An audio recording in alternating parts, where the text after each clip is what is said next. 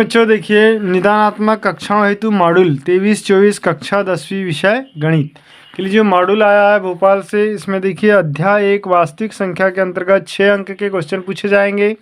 तो हम इस वीडियो में वास्तविक संख्या के अंतर्गत जो ऑब्जेक्टिव सवाल बन सकते हैं उनका अध्ययन करेंगे। तो आप बिना स्किप किए पूरा वीडियो देखें और चैनल पर पहली बार आए हो तो प्लीज़ इसे सब्सक्राइब जरूर कर दें। जैसा पहला हमारे पास सवाल दिया है, सही विकल्प का चयन कीजिए, 96 और 404 का HCF क्या होगा। तो देखिए HCF आपको निकालना है तो यहाँ पर आपको HCF निकालते भी आना चाहिए, क्योंकि गणित एक ऐसा विषय है जिसमें याद नहीं किया जाता। ठीक है, ट्रिक से काम होता है। तो जैसे तो इसका फ्रेंड्स इस तरीके से HCF निकालेंगे। 96 का अभाज्य गुणनखंड तोड़ेंगे तो 96 का अभाज्य गुणनखंड क्या हो जाएगा, देखिए ये हो जाएगा 24 गुणित 4। ठीक, या 24 को फिर तोड़ दोगे आप तो 6 चौके 24, 6 चौके 24 गुणित 4। इस तरीके से इसका ये गुणनखंड हो गया। और यहाँ पर आप देखिए 404 का यदि गुणनखंड तोड़ेंगे तो 404 का टूटेगा 101 गुणित 4। देखिए दोनों में जो कॉमन है 4, तो क्या निकलेगा यहाँ का जो HCF निकलेगा ये क्या हो जाएगा 4। ठीक, इसके बाद 12 और 15 का HCF ज्ञात कीजिए। तो 12 और 15 का भी HCF इसी प्रकार निकालेंगे। 12 के गुणनखंड तोड़ लेंगे, 3 चौ 12 और 15 का गुणनखंड टूटेगा 3 5 15। तो देखिए यहाँ पर 3 कॉमन है तो 3 क्या आ जाएगा HCF। इसके बाद दो संख्याओं का गुणनफल 32 और उनका LCM 8 है तो HCF ज्ञात कीजिए। देखिए संख्या यदि A और B है तो संख्याओं का गुणनफल बराबर होता है HCF गुणित LCM। राइट, यहाँ पर देखिए दो संख्याओं का गुणनफल जो दिया हुआ है कितना दिया हुआ है 32। LCM दिया हुआ है तो LCM का पक्षांतर करें तो इधर भाग में आ जाएगा, तो LCM दिया है 8 तो HCF 8 चौ 32, तो HCF कितना होगा 4। तो इसका उत्तर आ जाएगा 4। ठीक, नेक्स्ट क्वेश्चन है 4 और 7 का महत्तम समापर्त क्या होगा। HCF निकालना है। तो देखिए फ्रेंड्स 4 का जो गुणनखंड आप तोड़ेंगे तो कितना टूटेगा 4 2 गुणित 1 और 7 का गुणनखंड टूटेगा 7 गुणित 1। दोनों में उभयनिष्ठ कॉमन जो है एक संख्या है, तो इसका जो HCF होगा ये 1 होगा। इस तरीके से आपको ये सभी सवाल को तैयार कर लेना है, क्योंकि इन्हीं में से वार्षिक अर्धवार्षिक सभी प्रकार की परीक्षा में पूछे जाएंगे ऑब्जेक्टिव। फिर है संख्याओं 5, 15 और 20 के लिए LCM और HCF का अनुपात होगा। देखिए LCM और HCF का अनुपात बोला है तो पहले हम LCM और HCF तीनों निकाल लेंगे तीनों के। तो 5 का अभाज्य गुणनखंड आप तोड़ेंगे तो क्या टूटेगा 5 गुणित 1। ठीक, उसके बाद 15 का अभाज्य गुणनखंड तोड़ेंगे तो 5 गुणित 3 गुणित 1। इसके बाद 20 का अभाज्य गुणनखंड निकलेगा 5 गुणित 2 गुणित 2 गुणित 1। तो देखिए HCF का मतलब होता है तीनों संख्याओं में कॉमन संख्या, तो तीनों में कॉमन जो कौन है 5 है, तो HCF हो जाएगा 5 और गुणित 1 तो 5 हो जाएगा। LCM फ्रेंड्स देखिए क्या निकालेंगे, तीनों में 5 है तो 5 गुणित, फिर यहाँ पर 3 है तो 3 भी आएगा, इसमें 2 है तो 2 भी आएगा और ये 2 भी आएगा और सब में 1 है तो 1 भी आएगा। सबका गुना कर दीजिए, 5 या 15, 15 दूनी 30, 30 दूनी 60, 60 का 60, तो LCM कितना आ गया 60। ठीक है, अब हमको क्या पूछा है LCM और HCF का अनुपात। तो LCM बटे HCF बराबर, देखिए LCM कितना आ गया 5 बटे 60, इसका भाग दे दीजिए तो 5 का 5 और 5 12 60, 1:12। इसका उत्तर कितना होगा 1/12 या 1:12। तो यहाँ 1/12 नहीं दिया है, क्या दिया है 12/1, तो ऑप्शन नंबर डी राइट हो जाएगा। इसके बाद देखिए निम्नलिखित में से कौन सी अपरिमेय संख्या है, ये बात पूछा है कि कौन सी अपरिमेय संख्या है। तो अपरिमेय संख्या के लिए हमको क्या बताना है, अपरिमेय संख्या वो संख्या होती है जिसको परिमेय संख्या के रूप में नहीं लिखा जा सकता। देखिए वर्गमूल 2 भी अपरिमेय है, वर्गमूल 3 भी अपरिमेय है और वर्गमूल 5 भी अपरिमेय है, इसीलिए ये उत्तर आएगा सब। इसके बाद अगला क्वेश्चन है 12, 15 और 21 का LCM ज्ञात कीजिए। तो LCM ज्ञात करने के लिए आपको इनका अभाज्य गुणनखंड निकालना पड़ेगा। तो 12 का जो अभाज्य गुणनखंड निकालेंगे ये हो जाएगा 3 गुणित 4, तो 3 गुणित 2 गुणित 2। ठीक है, फिर 15 का अभाज्य गुणनखंड हो जाएगा 3 गुणित 5 और 21 का अभाज्य गुणनखंड होगा 3 गुणित 7 गुणित 1। देखिए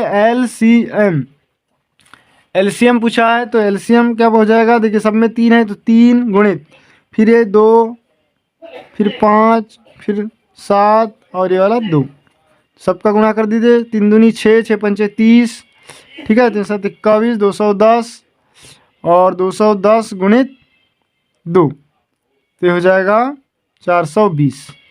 इसका जो एलसीएम आएगा ये 420 आएगा, ठीक है। इसके बाद यदि यहाँ एचसीएफ पूछा रहता है तो एचसीएफ क्या होता है, देखिए सब में कॉमन जो कौन है 3 है तो उत्तर क्या आएगा एचसीएफ 3, ठीक है फ्रेंड्स। इस तरीके से आपको एलसीएम और एचसीएफ निकालना है। इसके बाद नेक्स्ट ऑब्जेक्टिव देख लेते हैं। यदि दो संख्याओं का गुणनफल 135 और एचसीएफ 3 हो तो उनका एलसीएम ज्ञात कीजिए। तो देखिए गुणनफल बराबर क्या होता है, संख्याओं का गुणनफल बराबर एलसीएम गुणित एचसीएफ, ठीक। तो यहाँ पर जितना भी एलसीएम दिया हुआ है या एचसीएफ दिया है उसमें एलसीएम का भाग दे देंगे, मतलब 135 में भाग दे दीजिए आप 3 का तो निकल जाएगा एलसीएम। तो 3 चौके 12 और 3 5 15, उत्तर आ जाएगा 45 जो कि ऑप्शन नंबर ए में दिया हुआ है। इसके बाद 17 23 और 28 का एचसीएफ पूछा है। देखिए इनमें कोई भी कॉमन संख्या नहीं निकलेगी क्योंकि 17 अभाज्य गुणनखंड 17 गुणित 1 ही निकलेगा तो यहाँ पर आ जाएगा 1। फिर 11 और 13 का एचसीएफ, इसमें भी कोई उभयनिष्ठ गुणनखंड नहीं है 1 के अलावा तो इसका भी उत्तर होगा 1। इसके बाद 8 9 और 25 का एलसीएम पूछा है। तो देखिए इसका एलसीएम निकालने के लिए आप क्या करेंगे, 8 का हो जाएगा 2 गुणित 2 गुणित 2 और 9 का होगा 3 गुणित 3 गुणित 3 और 25 का होगा 5 गुणित 5। देखिए किसी में भी कोई भी कॉमन संख्या नहीं है इसीलिए सबका गुणा करना पड़ेगा। तो 8 गुणित 9 गुणित 25 है, 2 गुणित 3 गुणित 5, 2 गुणित 3 गुणित 5, 2 गुणित 3। तो सबका यदि आप गुना कर देंगे तो ये उत्तर हो जाएगा एलसीएम बराबर, देखिए 25 8 है 200 और 200 गुणित 9 बराबर 1800, इसका उत्तर आ जाएगा 1800। अगला सवाल पूछा है कि 5 ऋण वर्गमूल 2 कौन सी संख्या है। तो देखिए ये वर्गमूल 2 जो है अपरिमेय संख्या, और अपरिमेय संख्या को किसी संख्या से घटाते हैं जोड़ते हैं तो संख्या अपरिमेय ही होती है, तो उत्तर बी हो जाएगा।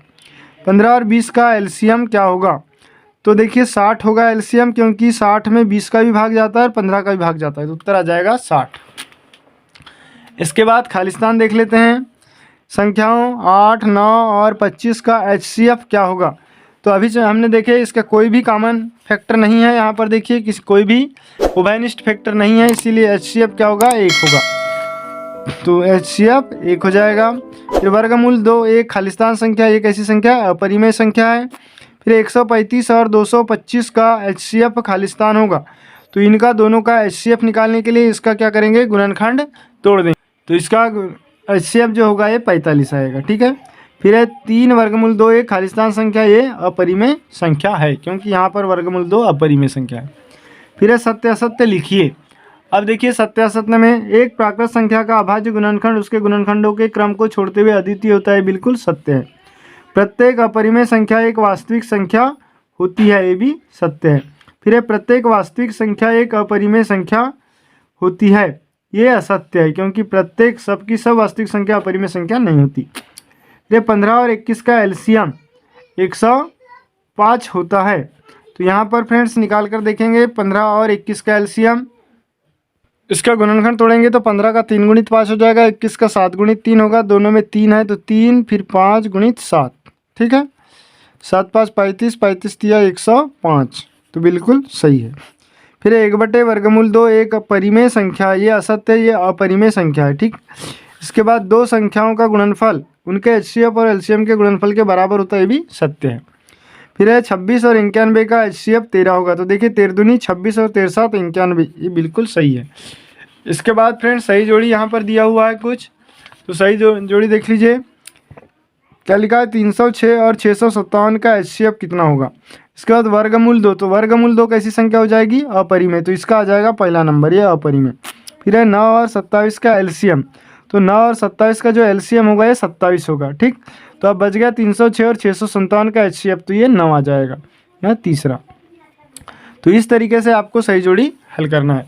इसके बाद फ्रेंड्स जो ये सवाल दिए हुए हैं इतने सारे, इन सभी सवाल को आप अच्छे से हल कर ले। यदि आप चाहते हैं कि इन सभी का हल मैं आपको बताऊं, तो आप प्लीज़ कमेंट्स ज़रूर लिखें ताकि अगली वीडियो में ये सभी सवालों के हल आपको दिए जाएंगे। Thanks for